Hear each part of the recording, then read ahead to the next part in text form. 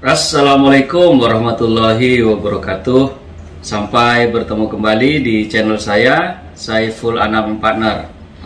Hari ini saya akan membahas tentang kasus Akeditio yang kemudian viral, yang mana ahli waris dari Akeditio atau yang bernama Ibu Herianti, yang konon katanya akan memberikan sumbangan sebesar 2 triliun. Sangat fantastis sekali saya kira, karena sampai seorang tokoh seperti Dahlan Iskan pun kemudian terpanga-panga atau seperti tidak percaya, sehingga kemudian Dahlan Iskan melakukan penelusuran terhadap adanya rencana sumbangan sebesar 2 triliun dari keluarga Akeditio.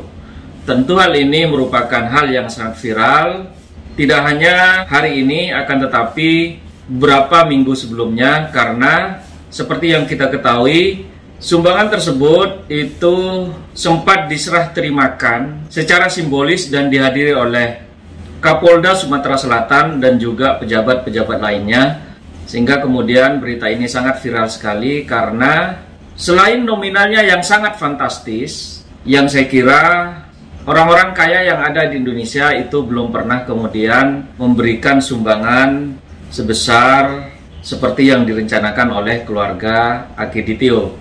Untuk itu, saya akan membahasnya di sini melalui channel saya, melalui analisis pakar atau angkar.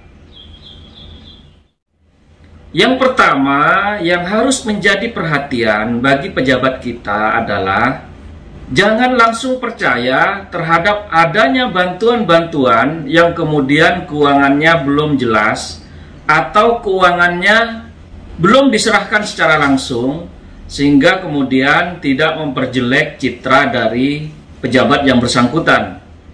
Untuk itu saya kira ini harus menjadi perhatian bagi pejabat kita untuk kemudian meng-cross-check ulang terhadap apapun yang kemudian diinformasikan atau akan diberikan kepada yang bersangkutan, sehingga yang bersangkutan tidak kemudian seolah-olah mendukung adanya berita bohong, sehingga apapun yang akan diberikan baik secara langsung maupun tidak langsung itu harus di cross check keberadaannya, atau harus kemudian ada di depan mata dari pejabat yang bersangkutan baru kemudian dipublikasikan atau diinformasikan kepada publik.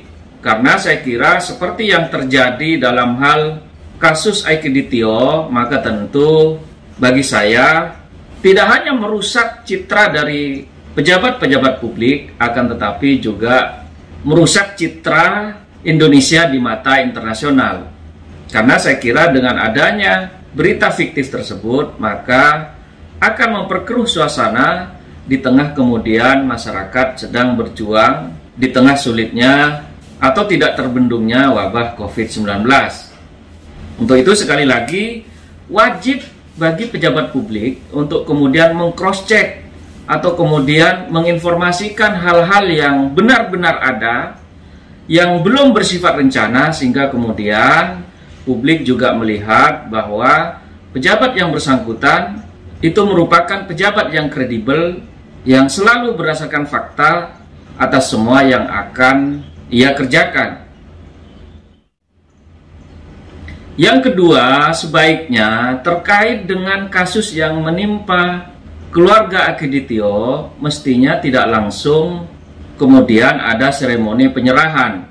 Karena saya kira ini masih sifatnya masih bersifat rencana, sehingga kemudian tidak harus baik bagi pejabat-pejabat publik maupun bagi keluarga Akeditio untuk kemudian ada acara seremoni yang bahkan kemudian dipublikasikan di berbagai media. Untuk itu saya kira ke depan mestinya kalau uang tersebut atau dana tersebut belum ready adanya atau belum di depan mata, maka saya kira janganlah kemudian dipublikasikan kepada publik.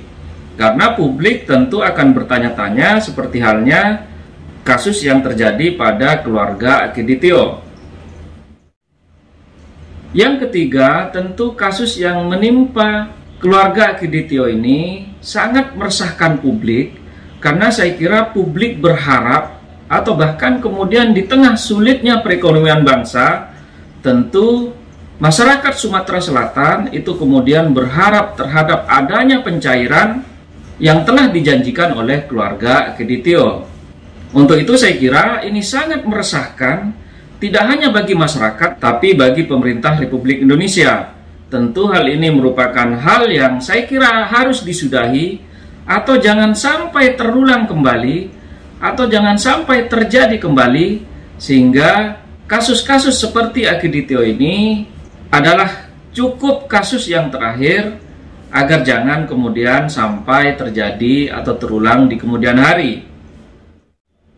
Yang keempat, tentu Kapolri harus kemudian menegur terhadap Kapolda Sumatera Selatan, karena dengan sikap dan perbuatannya yang menurut saya adalah sangat gegabah sekali, di mana sumbangan tersebut belum ada atau belum ada di depan mata, sehingga kemudian sudah mempublikasikan atau terjebak untuk mempublikasikan terhadap bantuan-bantuan yang belum tentu terjadi, sehingga kemudian hal ini sangat meresahkan publik. Sehingga bagi saya sangat penting kemudian bagi Kapolri untuk kemudian melakukan peneguran kepada Kapolda Sumatera Selatan. Tidak hanya itu, tentu bagi pejabat-pejabat yang kemudian terlibat atau pejabat-pejabat yang kemudian berkeinginan untuk mempublikasikan terkait dengan adanya sumbangan ini, tentu juga harus dilakukan teguran baik oleh Kementerian Dalam Negeri maupun oleh pejabat yang ada di atasnya. Yang kelima, tentu bagi pihak-pihak yang terlibat terkait dengan adanya dugaan bantuan fiktif yang kemudian dilakukan oleh keluarga Akiditio atau pihak-pihak lainnya, tentu hal ini harus diusut tuntas oleh aparat penegak hukum, sehingga kemudian hal yang seperti ini tidak terulang kembali, karena bagi saya hal tersebut sangat meresahkan publik, sehingga kemudian bagi pihak-pihak yang melakukan hoax atau membuat berita bohong atau bahkan membuat keonaran publik, sehingga kemudian dapat bagi mereka untuk kemudian diusut tuntas dan dikenakan pasal-pasal baik dalam Kitab Undang-Undang Hukum Pidana maupun dalam Undang-Undang ITE. Sehingga menurut saya ini sangat menjadi penting untuk kedepannya, jangan sampai kemudian hal ini akan terulang kembali. Untuk itu saya kira harus diusut tuntas kalau memang rencana bantuan 2 triliun tersebut itu tidak dapat terrealisasikan. Yang keenam, saya kira juga tidak hanya kepada seseorang atau beberapa orang yang menjanjikan akan memberikan 2 triliun kepada rakyat Sumatera Selatan. Akan tetapi juga bagi pejabat-pejabat yang kemudian diduga terlibat terkait dengan adanya berita bohong tersebut, maka tentu semua harus diungkap, semua harus diusut tuntas, sehingga kemudian kasus yang menimpa rakyat Sumatera Selatan itu kemudian tidak menimpa kembali di daerah-daerah lainnya.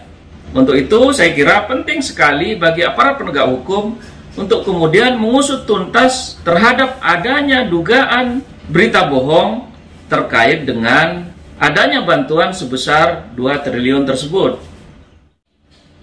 Yang ketujuh, tentu rakyat Indonesia itu berharap agar kemudian kasus ini diungkap seterang-terangnya apa dan bagaimana pola dan motifnya, sehingga kemudian tidak terjadi dualisme informasi seperti yang kemudian diungkap oleh Polda Sumatera Selatan.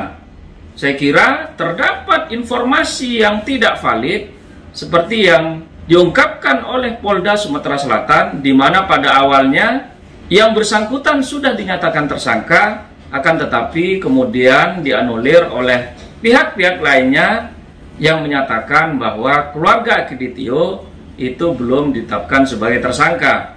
Untuk itu saya kira butuh kepastian informasi terkait dengan adanya bantuan 2 triliun ini, sehingga kemudian tidak ada informasi yang bersifat dualisme, sehingga masyarakat tidak dibingungkan dengan adanya informasi yang tidak valid.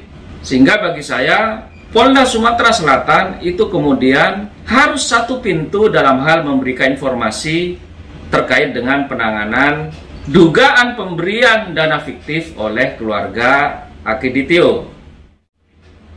Inilah 7 hal yang dapat saya sampaikan.